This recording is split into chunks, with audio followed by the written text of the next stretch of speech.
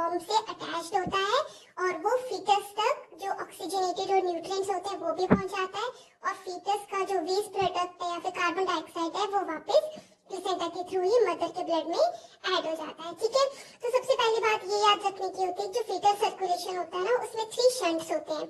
ये एक होता है डक्टस वेनोसस, सेकंड है फोरामेन ओवेल एंड थर्ड है डक्टस आर्टेरियोसिस। तो इन शंट्स का क्या मतलब होता है या फिर ये क्यों होते हैं, क्योंकि अभी तक लीवर और जो लंग्स है वो प्रॉपरली डेवलप नहीं हुए होते हैं, तो ये उसको ऑक्सीजनेटेड नहीं कर पाते हैं ब्लड को। तो ये क्या करते हैं, डायरेक्टली शंट बनाकर ये जो ऑक्सीजनेटेड ब्लड मदर से आएगा वो पूरी बॉडी को सप्लाई करते हैं और जो वेस्ट प्रोडक्ट्स है उसको इकट्ठा करके वापस से प्लेसेंटा तक ले आते हैं। ऑलराइट, सो स्टार्ट होता है फीटल सर्कुलेशन प्लेसेंटा से। प्लेसेंटा से अम्बिलिकल वेन आती है जिसमें कि ऑक्सीजनेटेड और जो न्यूट्रिएंट्स वाला ब्लड है वो कैरी होकर आता है। ठीक है, तो यहाँ से अम्बिलिकल वेन से कुछ ब्लड लीवर को चला जाता है उसको सप्लाई करने के लिए, बट जो मोस्ट ऑफ द ब्लड है अम्बिलिकल वेन से डक्टस वेनोसस जो कि फर्स्ट शंट है वहां से जाता है इंफीरियर वेना कावा में।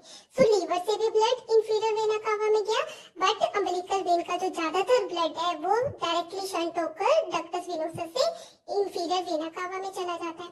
अब इंफीरियर वेना कावा कहाँ पर ब्लड को सप्लाई करता है, राइट एट्रियम में फ्लो करता है। राइट एट्रियम से राइट वेंट्रिकल तक जाता है, बट ये जो राइट एट्रियम है यहाँ से एक और शंट आता है फोरामेन ओवेल जो कि लेफ्ट एट्रियम को चला जाता है। तो राइट एट्रियम से डायरेक्टली लेफ्ट एट्रियम तक चला गया, तो ये फोरामेन ओवेल है ये लंग्स को बाईपास कर देता है। तो डक्टस वेनोसस ने तो कर दिया लीवर को बाईपास और फोरामेन ओवेल ने कर दिया लंग्स को बाईपास।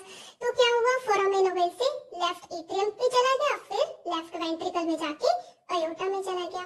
अब जो राइट एट्रियम से राइट वेंट्रिकल में गया था वो गया पल्मोनरी ट्रंक पे। पल्मोनरी ट्रंक से लंग्स को सप्लाई करने के लिए, उसको अलाइव रखने के लिए, न्यूट्रिएंट्स देने के लिए लंग्स को, और लंग्स से आया पल्मोनरी वेन से भी वो लेफ्ट एट्रियम में आ गया। तो डायरेक्टली भी आ रहा है right atrium to left atrium और एक ऐसे लंग्स में रोटेट करके भी आ रहा है। ठीक है, अब ब्लड आ गया लेफ्ट वेंट्रिकल से अयोटा में।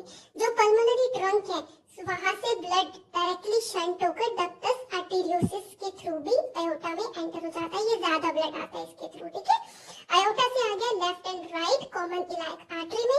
फिर इसकी ब्रांचेस होती है इंटरनल इलाइक आर्टरी, वहां से राइज करती है अम्बिलिकल आर्टरीज जिसमें कि पूरा जो वेस्ट वाला ब्लड है जिसमें कि वेस्ट प्रोडक्ट है कार्बन डाइऑक्साइड है वो कैरी होकर